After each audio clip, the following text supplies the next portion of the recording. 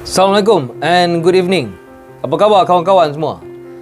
Today I would like to share with all of you about public speaking. Kenapa public speaking have make an impact to me and it has improved a lot on the communication skills. Pertamanya, I find it has an impact on the leadership.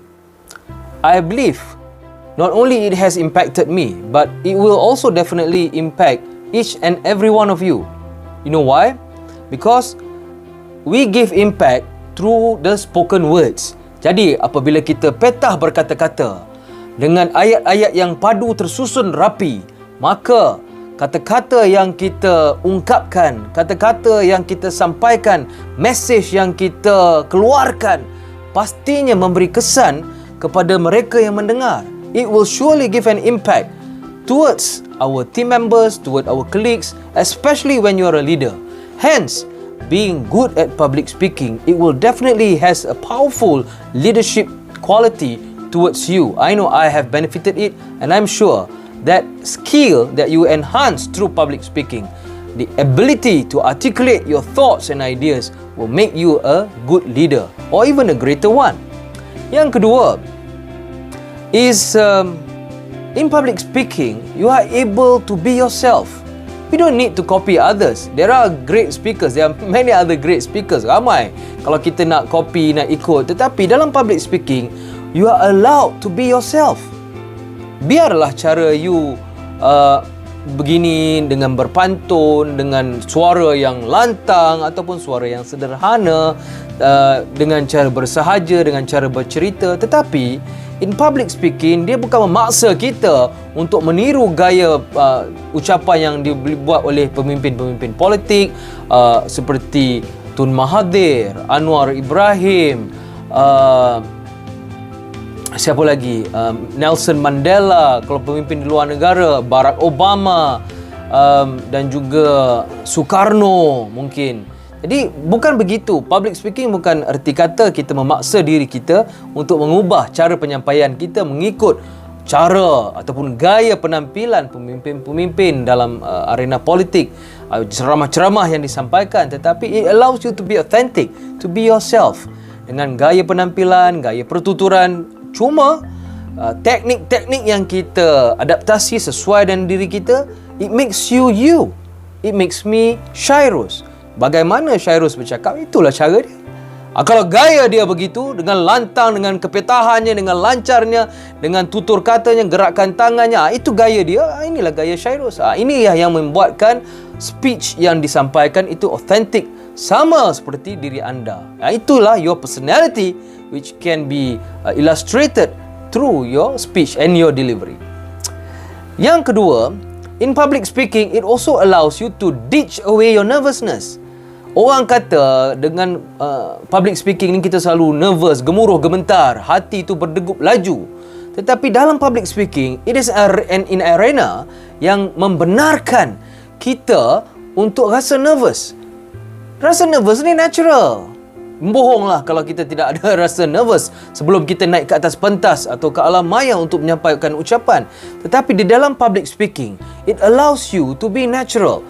Bila kita rasa nervous, kita akan bernafas dengan lebih baik. Kita akan berlatih cara pernafasan. Kita ada teknik-teknik latihan pernafasan. Kita akan membuat juga latihan-latihan pengucapan kita.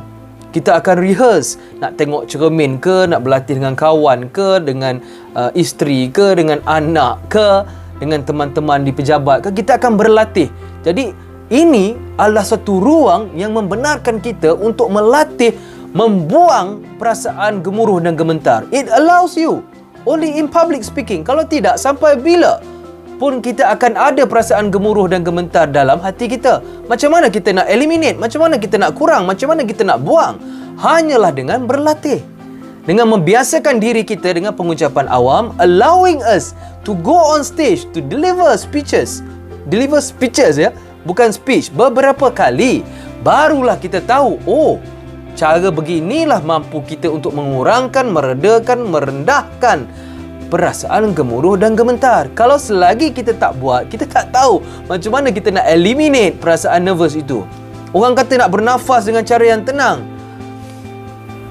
Tarik nafas, lepas. Dan pelbagai teknik lain dengan melihat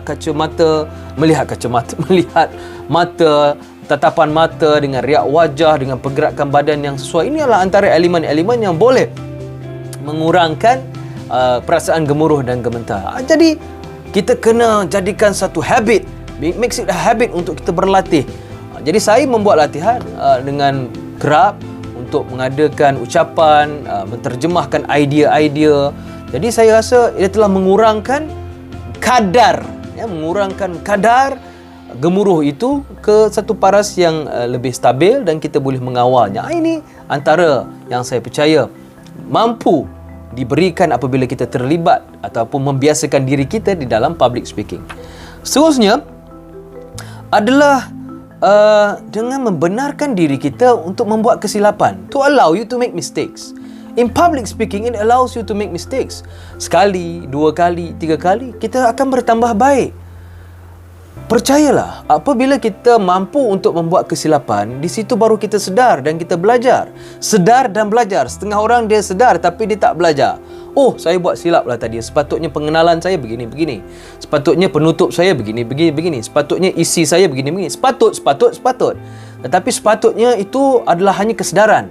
Tetapi dia tidak belajar. Yang pentingnya di dalam public speaking, we are able to learn from our mistake and make improvement. We make improvements. Jadi apabila kita mampu untuk membuat improvement, maka kita akan menjadi seorang yang lebih baik daripada ucapan yang sebelum. Ucapan yang sebelum ini mungkin kita masih tergugup-gugup. Kita masih lagi gemetar, tangan kita masih lagi bergoyang-goyang, tidak stabil. Tetapi apabila kita ada ucapan yang kedua, kita sedar bahawa pengenalan kita, isi kandungan kita, yang pertama, isi kedua, isi ketiga dan juga isi keempat serta penutup telah dibuat dengan baik. Intonasi suara kita pun lebih lancar dan memukau penonton yang mendengar. Maka kita akan merasakan diri kita lebih baik dari yang sebelum. Kesilapan yang telah kita lakukan dari segi intonasi suara telah diperbaiki. Susunan idea telah disusun dengan baik pula kali ini. Maka recognizing or knowing your mistakes makes you a better speaker. You won't be able to know that. You would not be able to know that without doing a speech proper. You have to try to do those speeches.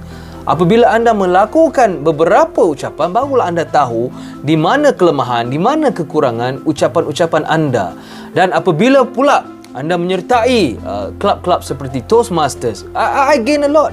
When we are being given feedback ataupun maklum balas, tak kira lah dalam bahasa Inggeris, bahasa Malaysia, Tamil ke Cina, doesn't matter. Club Toastmaster ini menawarkan maklum balas yang diberikan. Saya percaya apabila anda belajar untuk mengetahui kesilapan anda dan anda diberi maklum balas bagaimana untuk memperbaiki ucapan-ucapan dan penyampaian anda melalui teknik-teknik yang tertentu, anda akan menjadi seorang yang lebih hebat dan berkeyakinan. Itu matlamat akhir. Bukan isi kandungan semata-mata, tetapi anda akan lebih berkeyakinan. Anda lebih percaya kepada diri anda bahawa anda tidak lagi ada perasaan gemuruh dan gemetar. Maka anda akan menjadi seorang yang lebih terampil apabila berada di atas talian ataupun di atas pentas memberikan ucapan. Jadi itu sahaja buat hari ini. Saya ingin kongsikan tentang bagaimana kepentingan public speaking has improved me, and I would like to share more in the coming videos on how you can improve on your communication skill, especially in public speaking. Thank you for watching and hope to see you again in my coming videos.